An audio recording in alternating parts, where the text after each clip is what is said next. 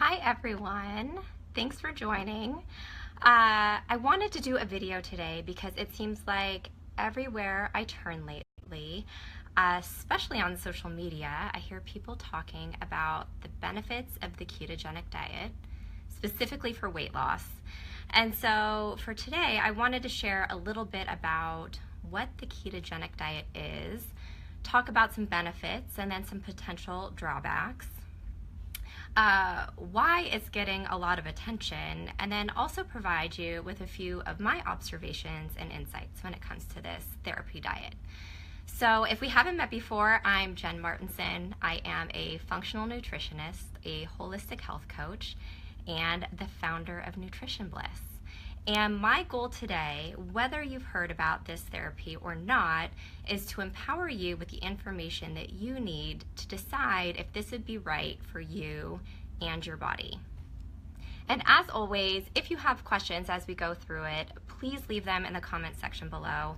And even if you're listening to this on the rebroadcast, please leave your questions. I always check back and would love for you to be part of the conversation. So let's get started with number one. What is the ketogenic diet, for those of you that haven't heard of it? So it's really been around for a long time, and it has been used for over 90 years, and specifically it's a therapeutic diet used to treat individuals who have epilepsy or some type of seizure condition. And it was discovered long ago that fasting improved that condition, and the ketogenic diet is a way of eating foods that mimic your body's ability to fast and how it uses energy during periods of fasting or starvation. And so it's been clinically proven time and time again to be beneficial, and that I hope, give me a thumbs up if you can hear me, please. It seems like I'm having some issues, but I'm going to keep going. So it mimics the body's ability, or it mimics the body's use of energy through a fasting state. Thank you, Michael. I'm glad all is good. So it is a whole foods approach. There's no sugar involved, and there is a limit on carbohydrates, and there is an emphasis on eating more fats. So there's a few different versions of the ketogenic approach, some more liberal and some more strict.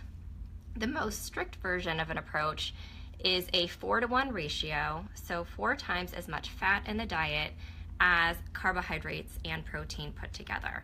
And then the most liberal approach is a 1-to-1 ratio, so we're looking at 50% of your diet comes from fat-based sources, and the other half of your diet comes from a combination of proteins and carbohydrates, but definitely a restriction on carbohydrates. So just if this topic is completely new to you, if you're eating a normal diet, your body is normally using glucose as a form of energy to make your body work, your brain to move, your heart to beat, and all your systems to work. But it's absolutely amazing in the fact that if you are in a period of famine or starvation and how we evolved, your body needs another way of using energy in case food's not available. Well, that is the way your body uses fat and why we store fat. And so this is a way of eating that is encouraging that process to take over. So you're no longer using glucose at all for your energy. You're really just using your own fat and then also fat sources that you're consuming through your diet. So it is a very particular therapy diet where you're eating a certain amount, and some of the most strict versions, you're even weighing your foods, and you're looking at down to the grams of the different consumption of your macronutrients, which would be your fats versus your carbohydrates and your proteins, and it's really important to keep in balance. And a lot of ketogenic approaches for the longest time have been deployed in a hospital setting, again, because they're used more for epilepsy or seizure patients, even in some cancer centers. But now they're wondering if those same approaches make sense to use for the everyday person, and how would that work, and can that help contribute to weight loss? So to talk about some of the benefits, we already know the benefits, that it's a proven therapy for some certain conditions. The studies also show that it absolutely reduces and balances your body's blood sugar. because you're not using, again, glucose for that food storage source for the energy, you're using fats. So it's a way to stabilize your blood sugar and also to give your pancreas a break from pumping out insulin, which is what helps us deliver and actually use glucose in the muscles and cells throughout our body. It also definitely has been proven to contribute to weight loss. And also keep in mind, with most of the approaches of a ketogenic diet, there are very strict calorie consumption requirements around it as well. So, but people who eat this way have absolutely reported that with that calorie restriction, they do feel more full because they're eating such a high percentage of their calories from fats. So it is a calorie restricted approach for most, not all, but like I said, people are feeling full longer, and so they feel good. And then it also has been proven to reduce inflammation. And currently today we have an epidemic of high rates of inflammation in our bodies, so it's great to have an approach that reduces that. But now let's talk about some of the drawbacks. Would I call this necessarily a long-term healthful approach to eating?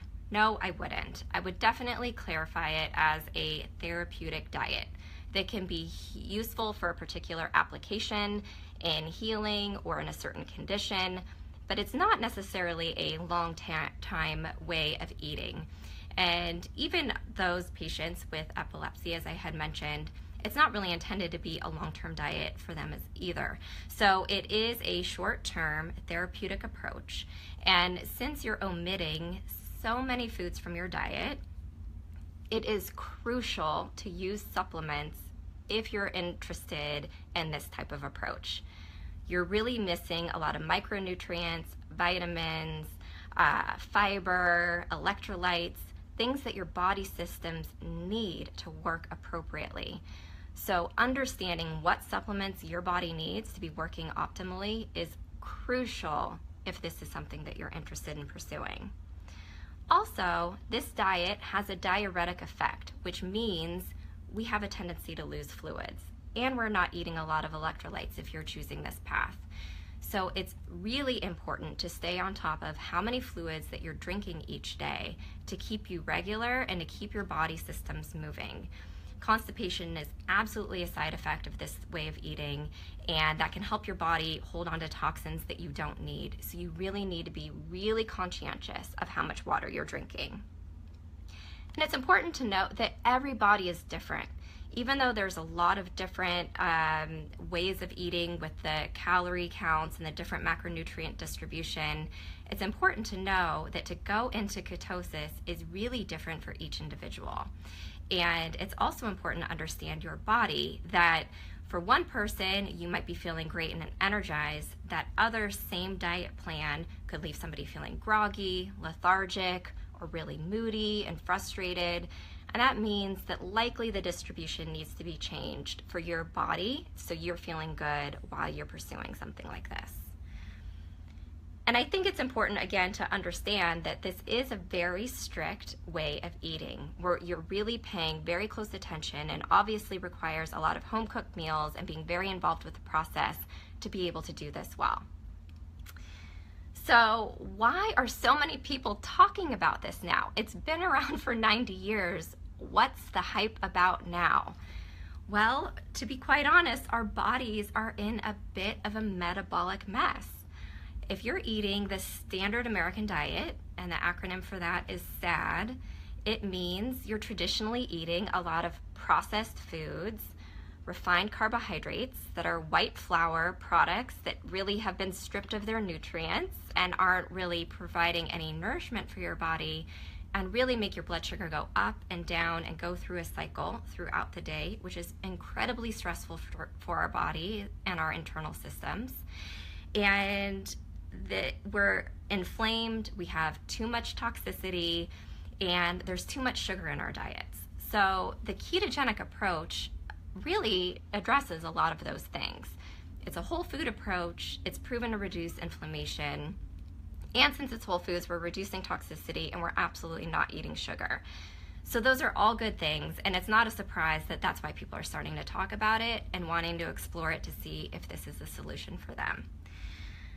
I think it's important, though, if you are focusing on weight loss, to ask yourself the question, really, what are you looking to gain? If you're looking to change your way of eating and you're looking to lose weight, what is the right solution for you? And does something with this strict of approach make sense, or are there other ways to accomplish the same goal? So I'm going to use that to dovetail into some of my observations, because the root of the issue of why we're having a hard time, we're collectively gaining more weight and having a hard time losing it, is the same. And I think first, to back up, it's important to recognize that weight isn't something to try and end and reduce. It is something, it's really your body showing you through a symptom, which is your weight gain or your inability to lose weight, saying something is out of alignment. I have too much toxicity, I'm feeling inflamed, I'm not feeling good. Please find the root cause and help me heal, because our bodies are amazing. They want to heal themselves. And you don't always need to go to such extreme measures to help your body be able to heal itself. It makes sense in some cases, and others, there's other tools in our toolbox that we can utilize. So when we're looking at the root cause, it comes down to the same thing for most of us. It means our body needs support with detoxification, and it also needs help with reducing inflammation. And some of my prior videos and blog posts, you already are familiar with this if you've been with me before. But just to give you a high-level overview, there's certain things you should be reducing and certain things you should be adding to your overall diet. You absolutely should be reducing your exposure to toxins overall, whether it's through the food you eat, the water you drink, or even your stress levels. I think stress is something that's often overlooked, and we can do a lot of things with diet and nutrition, but there's also a lot we can do with making ourselves feel better and approaching our stress in more healthful ways and living in a more balanced lifestyle. I know it's easier said than done. It is for all of us, but it's definitely something to be aware of. So reducing your exposure to toxins, absolutely decreasing sugar, and eating processed foods.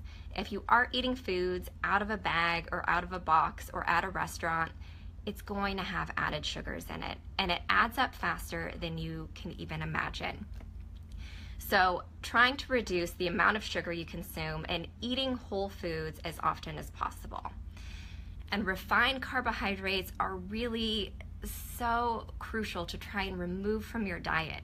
All those white flour products of pastas and breads and pastries, they're just not feeding our body or nourishing our body, and are only causing our body to go into a tailspin of that out of control blood sugar, which leads us to some approaches that are more extreme because we've done so much damage with our blood sugar going up and down for years and years on end. So to heal that and to stop that process, it really comes down to those boring basics that we've heard a million times. I know some extreme ways of eating can sound more exciting or that you're doing more, but really sometimes it is just going back to basics. So eating a colorful, plant-based center of your diet, making sure you're eating a variety of phytonutrients and all of that good stuff that can help reverse that oxidative damage in your body and protect your cells, and having all your systems working well. And when you're eating a balanced diet, you can maintain your blood sugar even with eating whole food sources. So making sure you're eating good healthy fats with every meal and good healthy proteins with every meal. And you should never be eating a meal of 100% carbohydrates ever, because your blood sugar, again, even if they're healthy, they're gonna go up. You can balance that with the fiber, though. That's great in the plant-based meals. But just know eating a balanced meal is really important. Whole foods and making sure you're getting lots of fiber and water is going to keep your body nourished, balanced, and energized. And this is absolutely a way that you can eat for the long term. Now you may be thinking, this all sounds great, Jen. You're making it sound really simple. I've tried some of this stuff before and it hasn't worked, or it doesn't work. And I hear you. And the challenging thing about nutrition is it's different for every body. So depending upon your genetic background, your lifestyle, your eating patterns, your stress patterns, your sleep patterns, it really can look different for every single person. And so it may mean that you need that individual approach to help you get over that hump and really figure out what's going to work for you and your body. I know these are really broad brush strokes and it can be difficult to digest, but my goal is really for all of you to understand that there are many different options. There's not one way of going about anything. And even if you're looking at balancing your blood sugar or reducing your toxicity, there's other ways you can do it through whole foods besides just the ketogenic approach. So I just wanted to make sure that's clear. So if you have any questions, please leave them. And I wanted to point you, if you want more information on any of these topics, check out my website at nutritionbliss.com. And I have a blog article, other past videos that I have done. And then even here on my Facebook page, you can hit subscribe now and get my welcome guide that is packed with information on how you can use a whole foods approach to reduce inflammation, reduce toxicity, and feel great. So thank you so much for joining me. I love doing these videos and would love your feedback. So if there's anything more you would like to learn about or are curious about, please leave it in the comment sections below. And I'll talk to you next time. Thanks.